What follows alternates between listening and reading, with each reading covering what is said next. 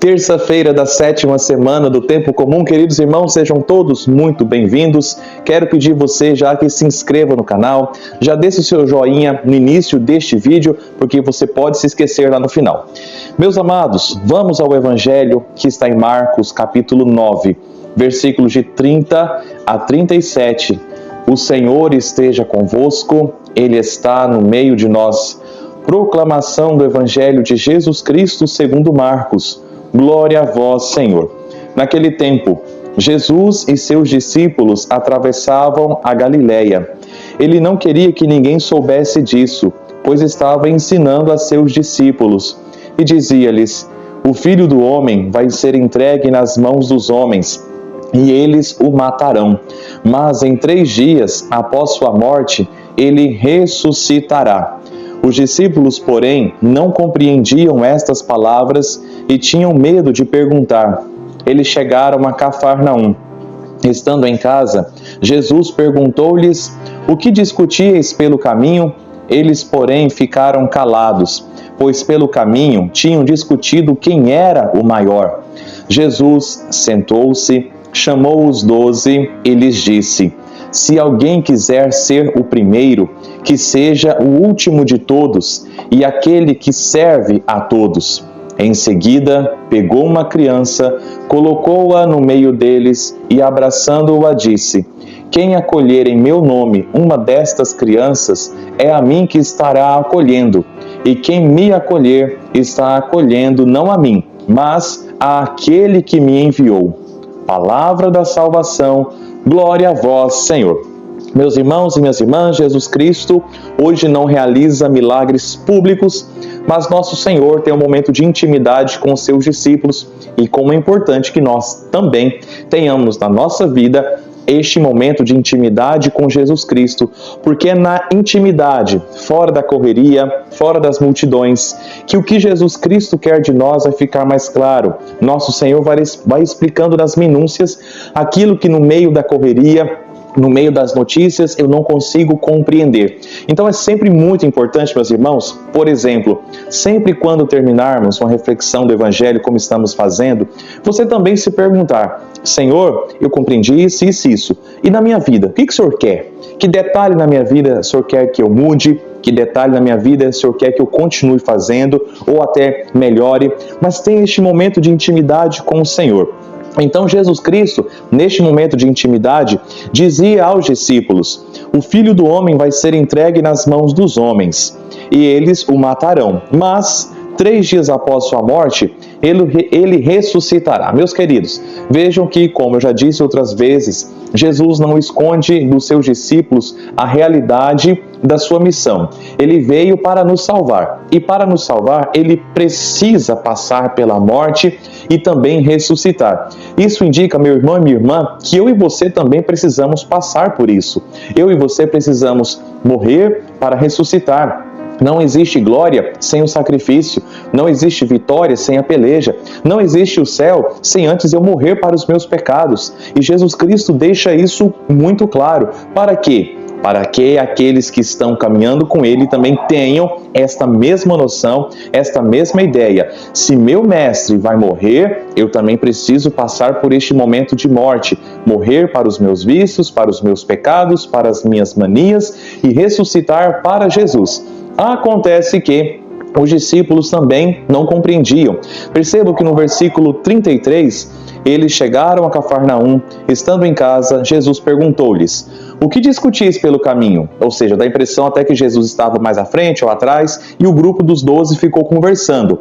Ao invés deles conversarem sobre o que Jesus acaba de ensinar, sobre a morte, sobre como isso vai acontecer, o que é isso, o que significa necessariamente isso, porque se diz que no texto do Evangelho que eles não compreenderam a totalidade da mensagem de Jesus. Ao invés deles perguntarem para Jesus e meditarem sobre o assunto, não. Eles então, versículo 34, eles porém ficaram calados. Porque ficou calado por quê? Estava fazendo coisa errada. Ficaram calados, pois pelo caminho tinham discutido quem era o maior. Meu irmão e minha irmã, acontece que muitas vezes nós também fazemos assim. Jesus Cristo aqui está falando, olha, o Filho do Homem vai ser entregue nas mãos dos homens e eles o matarão, mas 3 dias após sua morte ele ressuscitará. Ao invés de eles conversarem sobre este conteúdo, eles estavam então discutindo com briguinhas, disputas, para ver quem era o maior. Quem era mais famoso, talvez quem era o mais bonito, quem era o mais importante. Não, no grupo aqui eu sou mais importante, não, mas eu sou mais importante, não, mas eu sou mais importante. Meu irmão, eu e você também fazemos isso. Vou dar o exemplo de domingo. Neste domingo, todos nós, seja de cidade que você, a cidade que você está me ouvindo neste momento, eu já te agradeço por estar ouvindo, todos nós ouvimos na missa de domingo sobre o quê? Jesus Cristo dizendo sobre a necessidade do perdão. A vós que me escutais eu digo, amai os vossos inimigos e fazei o bem aos que vos odeiam. Bendizei os que vos amaldiçoam e rezai por aqueles que vos caluniam. Quantos de nós tivemos a intenção, quantos de nós tivemos a iniciativa de rezar pelas pessoas que nos magoaram? Quantos de nós tivemos a iniciativa de, ao chegar em casa, tentar resolver aquela contenda que ficou entre vocês que são casados, entre os pais e os filhos, entre irmãos de sangue, irmãos de comunidade? Meu irmão, é muito triste ver isso. Nós falamos, o Evangelho fala sobre o perdão para os inimigos, por aquelas pessoas que nos machucaram. E na mesma missa, a pessoa não tem a mínima condição de olhar para aquele que estava aí, que te magoou, e fazer um gesto de caridade, indicando que ela quer mudar. Meu irmão, isso machuca o coração de qualquer um, e se machuca o meu coração, você pode ter certeza que machuca o coração de Deus. A gente ouve sobre o perdão, mas a gente não consegue tentar viver isso na prática. É fácil? Claro que não é, nem para você, nem para mim, mas é muito feio quando no mesmo dia as pessoas ainda se hostilizam, falam mal uma da outra, provocam atitudes que mexem com o outro, que desmoralizam o outro. Oh, meu irmão, minha irmã, parece os discípulos que ficavam discutindo quem era o maior. Ao invés de falar sobre a cruz, e no nosso caso é do domingo, ao invés de falar sobre o perdão, aproveita a oportunidade, vira o rosto, não destrói a pessoa do outro, machuca o outro. Chega em casa, parece que não aconteceu nada. Aquilo que você falou na semana passada para sua esposa, para o seu esposo, você faz de conta que não existiu. Nós ignoramos totalmente a mensagem de Jesus Cristo quando Ele nos pede, por exemplo, para perdoar as pessoas que nos machucaram, para pedir perdão para as pessoas que nos machucaram. E eu pergunto para você e também faço essa pergunta para mim. Até que ponto o Evangelho está tocando na realidade da minha vida?